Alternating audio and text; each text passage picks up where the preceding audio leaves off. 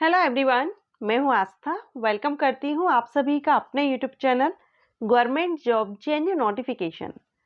आज के वीडियो में हम एसएससी सीएचएसएल एग्जामिनेशन 2024-25 के बारे में डिस्कस करेंगे। एसएससी सीएचएसएल एग्जामिनेशन क्या है? ये 12th लेवल का एग्जामिनेशन होता है। 12th पास कैंडिडेट इस एग्जामिनेशन को दे सकते हैं। किसी भी सब्जेक्ट से आपने अपना 12th कंप्लीट किया हो, एसएससी सीएचएसएल एग्जामिनेशन आप दे सकते हैं। और ये जो एग्जामिनेशन है ये किसी कोर्सेज के लिए नहीं होता है, ये डायरेक्ट आपको गवर्नमेंट जॉब मिलती है इस एग्जामिनेशन को क्लियर करने के बाद। तो आज के वीडियो में हम एसएससी सीएचएसएल एग्जामिनेशन, वैसे तो बहुत से कैंडिडेट इस एग्जामिनेशन के बारे में अच्छे से जानते होंगे, लेकिन जो न्यू स्टूडेंट है, जो अभी 12th कंप्लीट कर रहे हैं या 12th लेवल की जॉब सर्च कर रहे हैं, फर्स्ट टाइम अगर आप ऐसी सर्चिंग कर रहे हैं और आपको सीएचएसएल एग्जामिनेशन के बारे में नहीं पता है, तो आप इस वीडियो को फुल देखिएगा, लास्ट तक देखिएगा, स्किप मत कीजिएगा। सारे पॉइंट्स आपके इस वीडियो में क्लियर किए जाएंगे सीएचएसएल एग्जामिनेशन से रिलेटेड, क्योंकि इस एग्जामिनेशन को, जैसा कि मैंने बताया, अगर आप इस एग्जामिनेशन को क्लियर कर लेते हैं तो फिर आपको सेंट्रल डिपार्टमेंट में, जो सेंट्रल गवर्नमेंट डिपार्टमेंट्स हैं, उनमें आपको जॉब मिलती है। बहुत ही अच्छा एग्जामिनेशन है ये। तो इसमें हम सारे जो पॉइंट्स हैं, अभी आप स्क्रीन पर देख रहे हैं, ये सारे पॉइंट्स हम इस वीडियो में क्लियर करेंगे।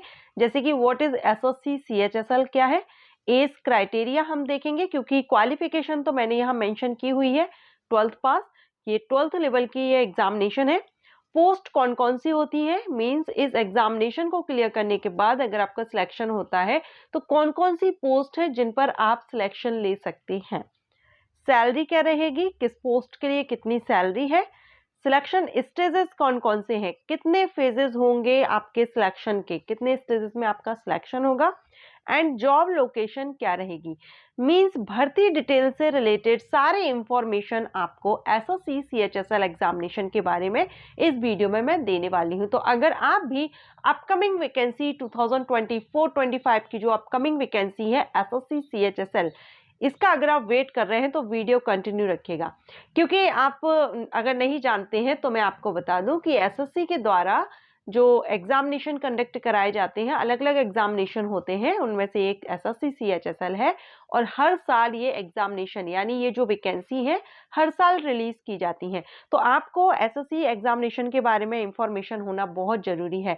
अभी तो हम एसएससी सीएचएसएल के बारे में जान लेंगे, लेकिन जो अदर एग्जामिनेशन है, एसएससी के द्वारा बहुत से एग्जामिनेशन कंडक्ट कराए जाते हैं, अगर आपको उनके बारे में भी नॉलेज नहीं है तो एसएससी जॉब प्रोफाइल नाम से मैंने प्लेलिस्ट क्रिएट की हुई है।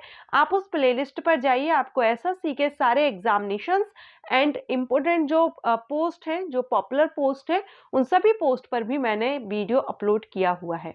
ओके, तो चलिए स्टार्ट करते हैं। तो देखिए, सबसे पहले तो आप एसएससी के बारे में जान लीजिए, एसएससी क्या है। अभी आप स्क्रीन पर देख रहे हैं, मैं इसकी ऑफिशियल साइट पर हूं, और एसएससी का फुल फॉर्म होता है स्टाफ सिलेक्शन कमीशन।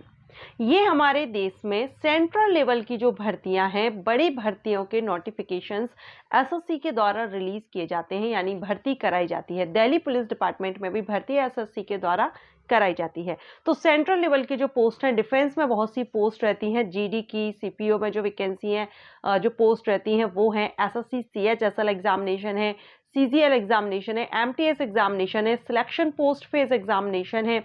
बहुत से एग्जामिनेशन हैं जो एसएससी के द्वारा कंडक्ट कराए जाते हैं, और ये सारे एग्जामिनेशन हर साल कंडक्ट कराए जाते हैं। ठीक है, तो स्टाफ सिलेक्शन कमीशन के बारे में आप समझ गए।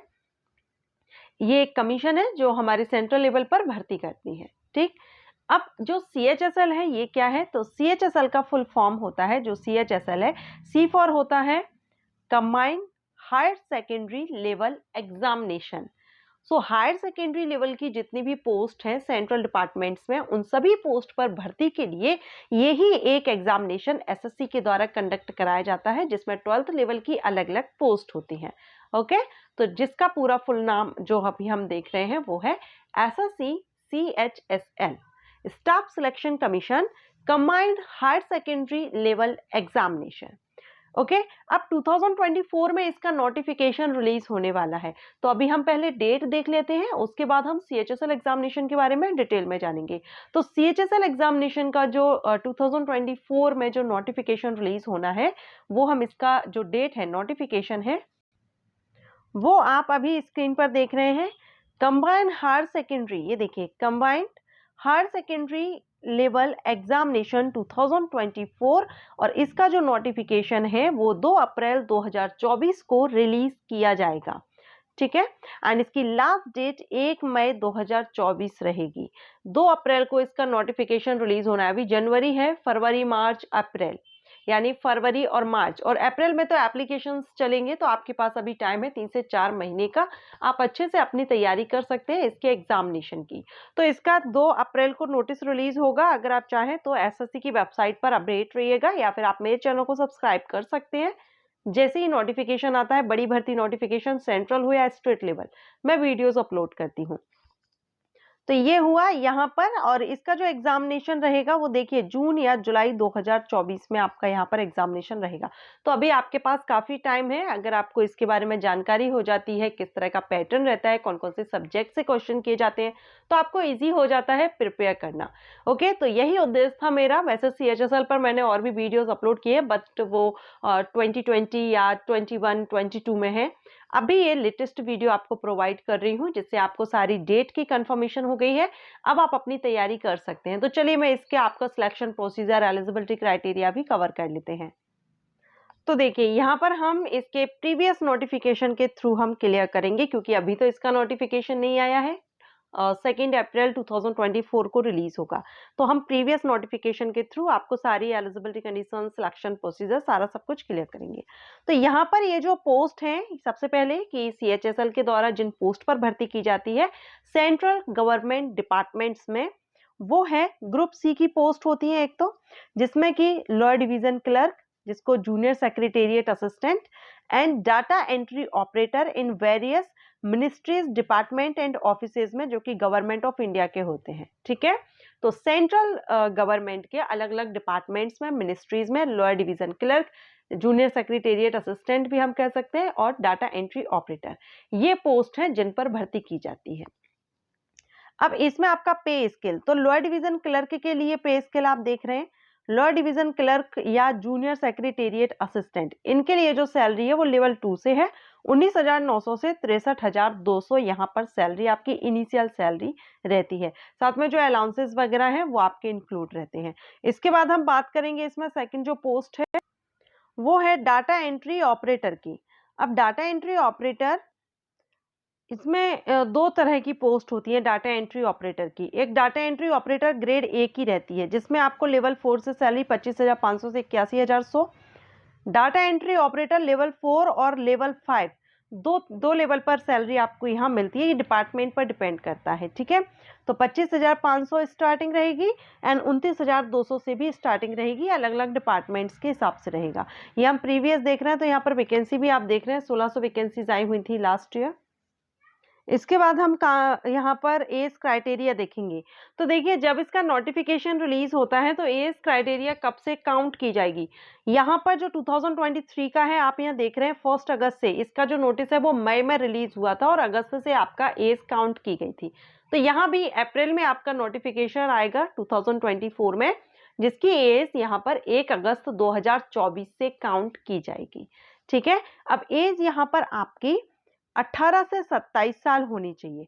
18 टू 27 ईयर एज लिमिट होनी चाहिए जनरल कैंडिडेट के लिए, जो अनरिजर्व कैटेगरी से बिलोंग करते हैं। रिजर्व कैटेगरीज में सेंट्रल गवर्नमेंट रूल्स है, आप सभी जानते होंगे, 3 ईयर, 5 ईयर, 10 ईयर, इस तरह से आपको एज रिलैक्सेशन मिल जाएगा।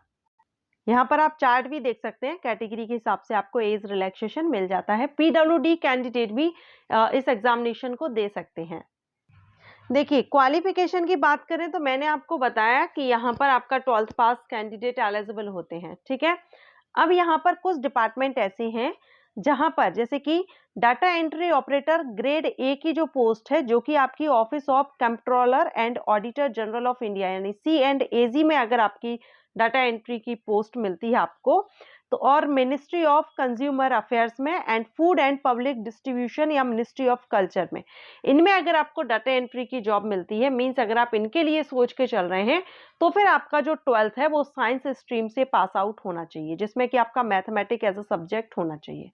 ठीक है, इसके बाद लोअर डिवीजन क्लर्क है, जूनियर सेक्रेटेरिएट असिस्टेंट या डाटा एंट्री ऑपरेटर, जो अदर डिपार्टमेंट है, इन डिपार्टमेंट्स को छोड़ करके, जो अभी हमने ये डिपार्टमेंट्स देखे, इन डिपार्टमेंट्स को छोड़ करके अदर डिपार्टमेंट में अगर आप डाटा एंट्री ऑपरेटर के लिए इंटरेस्टेड हैं, तो फिर आपका 12th किसी भी सब्जेक्ट से हो, आप वहां पर एलिजिबल रहेंगे। सिर्फ इन्हीं डिपार्टमेंट्स में आपका 12th मैथमेटिक्स से होना चाहिए, साइंस से होना चाहिए।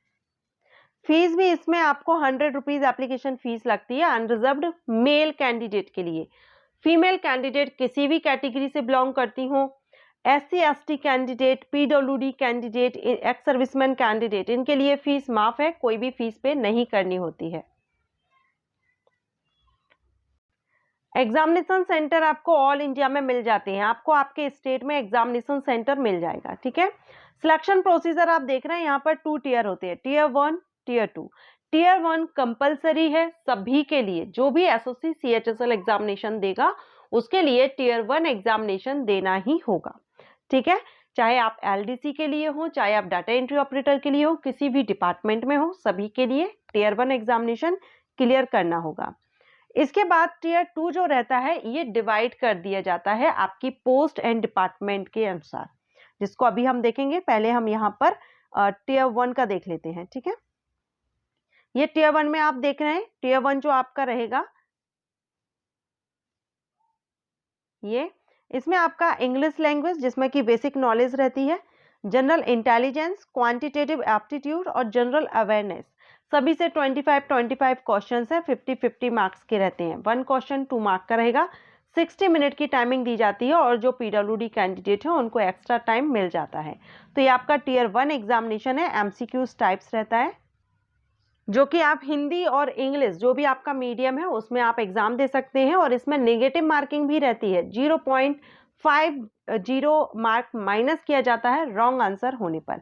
इसके बाद आता है आपका टियर 2। टियर 2 को सबसे पहले तो यहाँ पर 2 सेशन में, 1 मिनट, जो टियर 2 रहेगा उसको यहाँ पर आपके 2 सेशन में डिवाइड किया गया है। अच्छे से समझिएगा, यहाँ पर 2 सेशन में डिवाइड किया गया है टियर 2 एग्जामिनेशन को।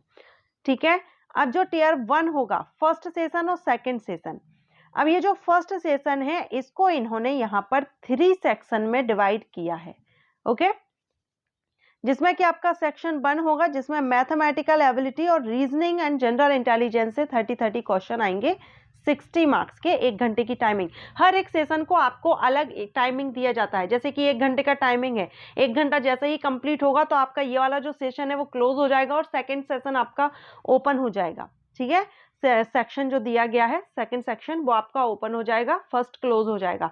तो आपको टाइमिंग का भी ध्यान रखना है, ये नहीं है कि यहाँ पर 3 सेक्शन दिए हैं तो आपको 3 घंटे मिल रहे हैं, 3 घंटे में आप कोई सा भी कभी भी कर लेंगे, आपको टाइमिंग के अनुसार करना है। फर्स्ट सेक्शन अगर आपका चल रहा है उसका 1 घंटा है, 1 घंटे में आपको कंप्लीट करना है, उसके बाद ऑटोमेटिक ये बंद हो जाएगा, आपका सेकंड सेक्शन ओपन हो जाएगा।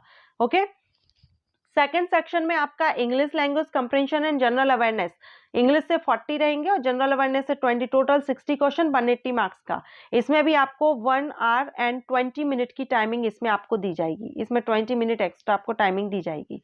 ठीक है, इसके बाद है सेक्शन 3। सेक्शन 3 में आपका कंप्यूटर नॉलेज रहती है, 15 क्वेश्चन रहते हैं, 45 मार्क्स के रहते हैं, लेकिन इसमें आपको 15 मिनट का टाइम ही दिया जाता है।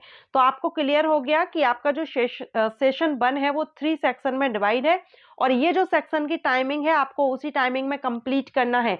3 घंटे अगर आपको मिल रहे हैं तो ये नहीं है कि आप पहले ये करेंगे, ऑटोमेटिक आपके सामने सबसे पहले सेक्शन 1 ही ओपन होगा, 1 घंटे के बाद सेक्शन 2 ओपन हो जाएगा, 1 घंटे के बाद 1 घंटे 20 मिनट के बाद आपका सेक्शन 3 ओपन हो जाएगा, ऑटोमेटिक ये होता है, तो आप ये जरूर ध्यान रखेंगे।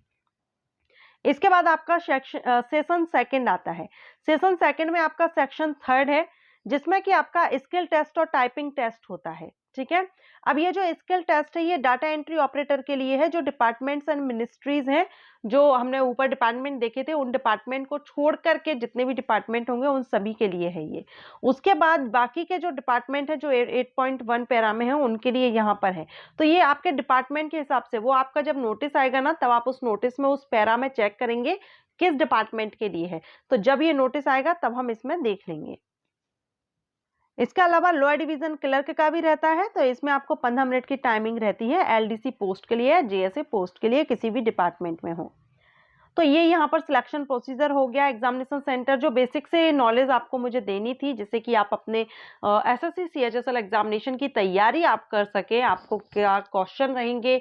वैसे मैंने इसके सिलेबस पर वीडियो अपलोड किया है, आप उस प्लेलिस्ट को चेक जरूर कर लीजिएगा, उससे आपको सारी इंफॉर्मेशन मिल जाएगी। एंड अप्रैल में इसका 2 अप्रैल 2024 को इसका नोटिफिकेशन रिलीज होना है। तो आप चाहें तो एसएससी की वेबसाइट पर अपडेट रहिए, या फिर आपने चैनल को सब्सक्राइब अगर अभी तक नहीं किया है तो कर लीजिए। State level and central level बड़ी भर्ती नोटिफिकेशन जब भी आते हैं मैं वीडियो अपलोड आपके लिए करती हूँ, साथ में courses, entrance exam, job profile से रिलेटेड वीडियोस भी आपको प्रोवाइड करती हूँ। तो अगर आप इसी तरह के वीडियोस चाहते हैं, चैनल को सब्सक्राइब कर लीजिए। आपको यहाँ पर जेन्युइन इंफॉर्मेशन प्रोवाइड की जाती है, कोई भी किसी भी तरह की फेक न्यूज आपको इस चैनल पर नहीं मिलेगी। सो ये वीडियो अगर आपको अच्छा लगा तो लाइक एंड शेयर कीजिएगा। अदर किसी एग्जामिनेशन, कोर्सेज, एंट्रेंस एग्जाम या जॉब प्रोफाइल से रिलेटेड अगर आप वीडियो चाहते हैं, आप मुझे कमेंट कर सकते हैं। Thanks for watching.